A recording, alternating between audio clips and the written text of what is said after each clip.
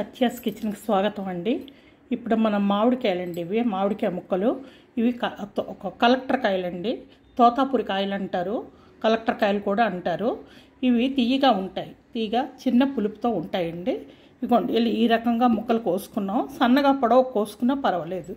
ఇది జీడి అండి, జీడి కాయలో ఉన్న గింజ అనమాట. ఇది కూడా చిన్న ముక్కలు కోసుకొని ఇందులో వేసుకున్నామండి. ఇది వేడి చేసి నీళ్ళండి, చల్లారిపోయేవి.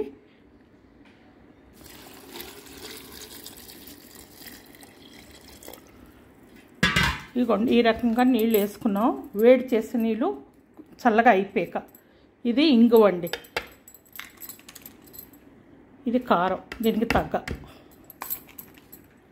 పసుపు, మెంతులు,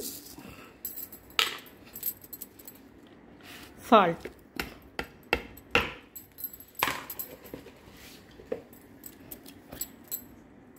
కొద్దిగా ఆయిల్ అండి, చాలు.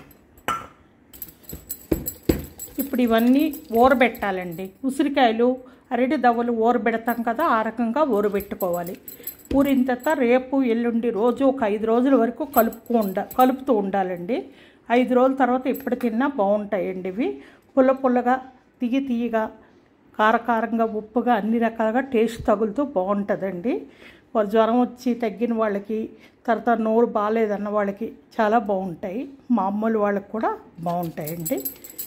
ఈ రకంగా మీరు కూడా చేసుకోండి. ఇవి నీటికాయ ముక్కలు అంటారండి, మీరు కూడా చేసుకోండి ఈ రకంగా. కలపడం మర్చిపోవద్దండి, కలపకపోతే వైట్గా వచ్చేస్తుంది పైన వాటరు. కలుపుతూ ఉండాలన్నమాట, అంతేనండి.